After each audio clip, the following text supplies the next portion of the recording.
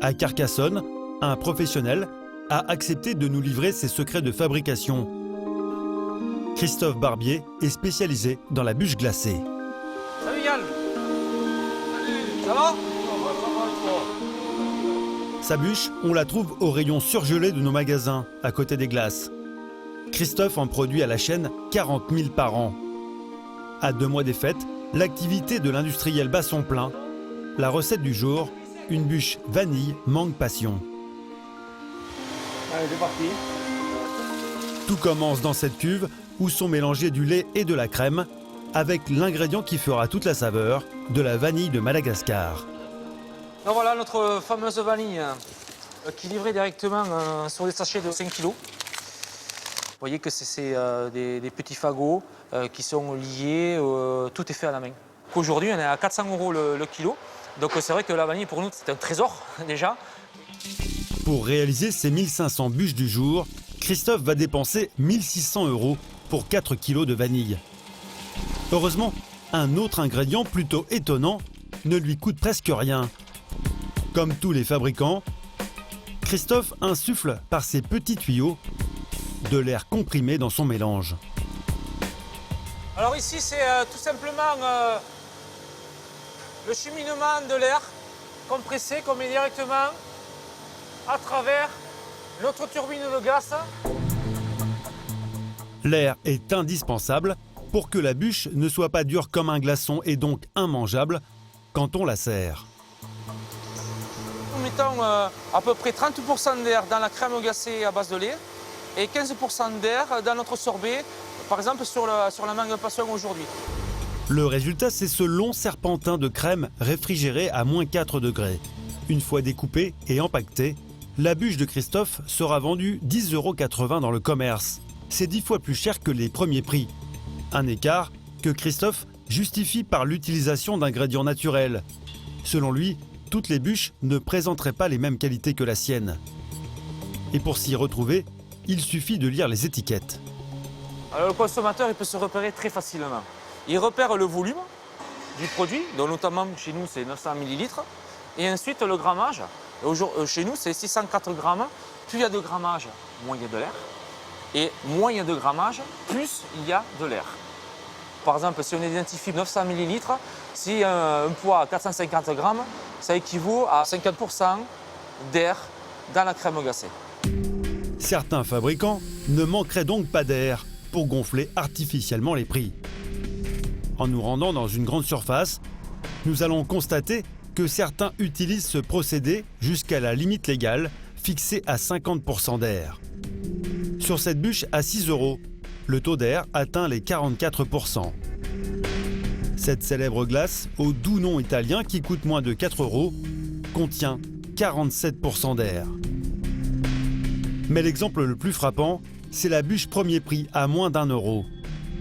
Quand vous achetez cette glace, la moitié de ce que vous mangez est de l'air. Une fois dégivrées, les bûches trop remplies d'air s'affaissent plus rapidement. Alors, comme pour les ballons de la décoration de Noël, attention au surgonflage.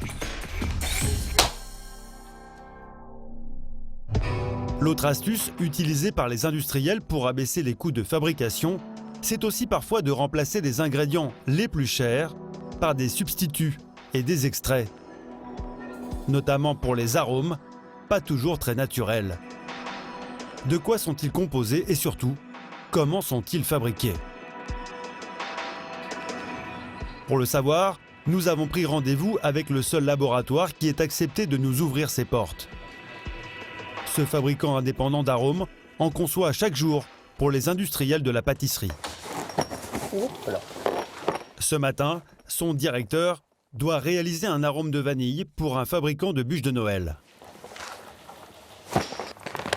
Donc ça, c'est ce qu'on appelle la vanille rouge. C'est une vanille qui est spécifique donc pour les extraits parce qu'elle est très sèche.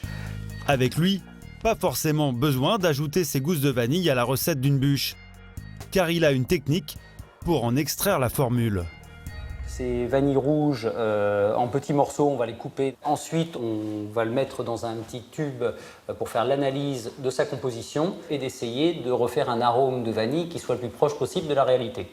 Donc on le met dans une machine, on le passe dans une machine qui s'appelle une chromatogazeuse spectro de masse, qu'elle est capable de vous dire ce qui est contenu dans cet extrait. Cette machine au nom imprononçable est la même qu'utilise la police scientifique pour ses enquêtes de scènes de crime. Un extrait de la gousse est injecté dans la machine qui va analyser toutes les molécules qui la composent. Une sorte d'ADN de la matière première. C'est parti. On va obtenir donc un spectre d'analyse, on aura les différents pics qui vont représenter les différents composants de cet extrait de vanille. Et ensuite, donc on pourra analyser que l'extrait de vanille contient par exemple de la vanilline, de l'acétoïne, du maltol.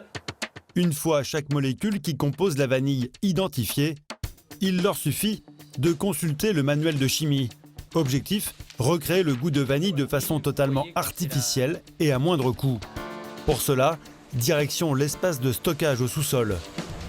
Alors là, donc ce qu'on a déterminé après le spectre qu'on a fait, donc le guaiacol. Au 17. Alors, et le maltol, on l'a pris? Là. Il est là. Dans ce grand frigidaire sont entreposés des centaines de bidons aux noms incompréhensibles. Certains portent des sigles plutôt inquiétants. On a une flamme sur le bidon bleu. Toutes ces molécules sont des molécules qui sont extrêmement concentrées. C'est-à-dire que quand vous allez refaire l'arôme, vous allez en mettre une très petite quantité, mais en haute concentration, ce sont des produits qui sont dangereux. Là, si je vous disais de boire une gorgée de l'un de ces produits, vous me diriez quoi?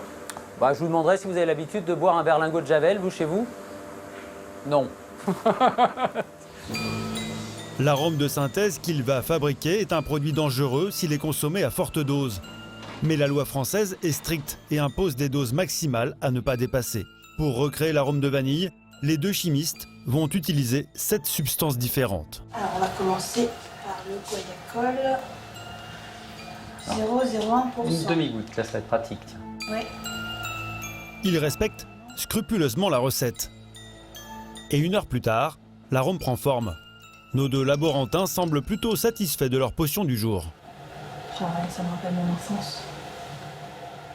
Le mélange Ça va être super, hein. amande amère, noix de coco qui ressort un peu quand même. Un petit peu une petite complexité dans cette vanille. Ah, mais ça pas fait mal. vraiment Ouais. pâtissier. De toute façon, c'est vanille C'est pâtissière. pâtissière, ouais. Si certains industriels utilisent des arômes chimiques dans leurs bûches, c'est parce qu'ils coûtent 20 à 40 fois moins cher. Ce flacon d'arôme synthétique de vanille est vendu 10 € le litre. Une somme dérisoire par rapport au prix de la gousse de vanille de Madagascar à 400 € le kilo. Avant d'acheter votre bûche, il faut donc bien décrypter les étiquettes et c'est assez subtil. S'il est écrit arôme ou arôme naturel, il s'agit d'un extrait synthétique. Pour déguster de la vraie vanille, il faut sur le paquet la mention complète arôme naturel de vanille.